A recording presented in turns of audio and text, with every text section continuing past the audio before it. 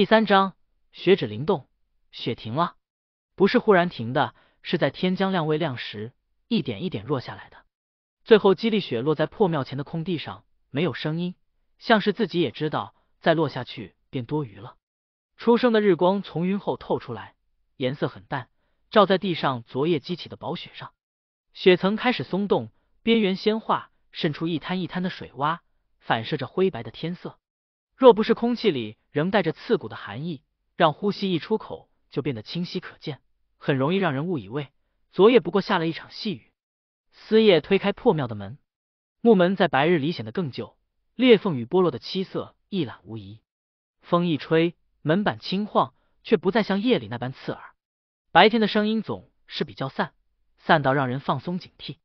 他站在门口，没有立刻走出去，先看天，再看地，最后看向四周零线的边缘。积雪正在融，地面湿滑，脚印一踩就乱，却也更容易留下痕迹。这种时候最适合走人，也最适合跟人。他站在他身后，斗篷已经还给他，肩上的伤筋过一夜没有恶化，却也没有好转。他的脸色比昨夜好一些，眼神却更冷静了，像是经过一夜，已经把该想的都想完。走吗？他问。思夜点头。走。两人一前一后出了破庙，雪水渗进土里，鞋底踩下去发出细碎的声音，不响却连续。思夜刻意放慢步子，让每一步之间留出不规则的间隔，破坏节奏。他看在眼里，也跟着调整。破庙很快被甩在身后，神像斑驳的轮廓在晨雾里淡去，像一场夜里的错位被天光抹平。他们没有走官道，而是沿着陵园与坡地之间一路向东南偏去，看似漫无目的。可思夜心里很清楚，这条路只要再走2日，便会靠近凤京外围的支道。不到城门，却已是人流开始变多的地方。那里不安全，却不全是坏事。人多的地方，死法也多。林间的风仍冷，雪虽停，寒意却没有退。融雪滴落在枝叶上，时不时落下来，打在颈侧，冰得人一缩。他忽然停了一下，不是因为累，而是因为听见了什么。思夜也停下，那声音很淡，像是被刻意藏起来的脚步声，不连续，不规则，却始终保持着一段距离。不是一个人，至少3个，而且不是昨夜那种冷静的追，更像是在等。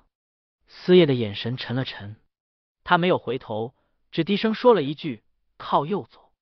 他照做。林子右侧地势稍低，枯叶与融雪混在一起，气味重，声音杂，能掩盖一些脚步。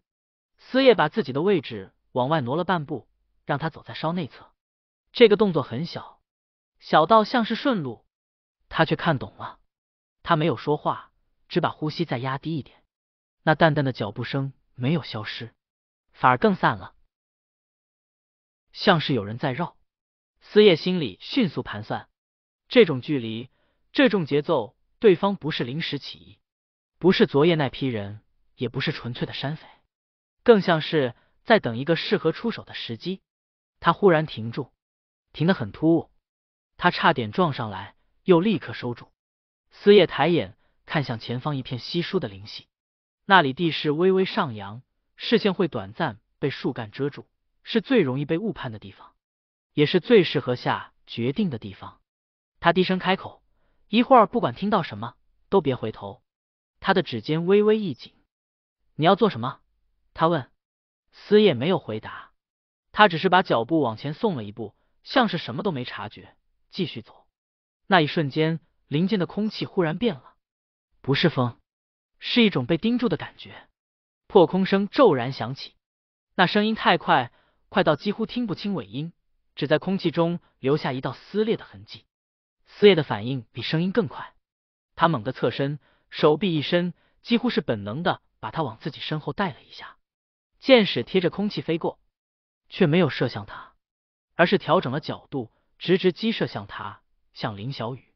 那一刻，他甚至来不及惊呼，只觉得一股寒意迎面而来，像昨夜未散的雪，忽然凝成了一线。思夜的剑已经出鞘，他没有去挡剑，因为来不及。他做的是另一个选择，他撞上他，不是推，是整个人贴上去，把他带离原本的位置。箭矢擦着他的衣袖飞过，带起一声裂帛的轻响，钉入后方的树干，尾羽还在颤。林子瞬间活了，脚步声不再掩饰，从3个方向同时逼近。有人低喝了一声，像是在懊恼第一箭没有结果。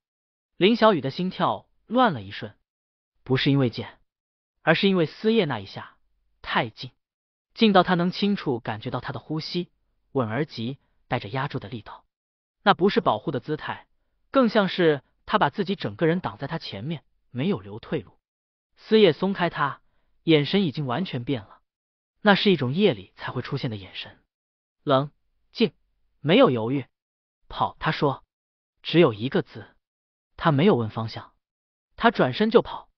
血水在脚下溅开，他却顾不得湿冷，只听见身后冰刃出鞘的声音与思叶踏前一步的脚步声。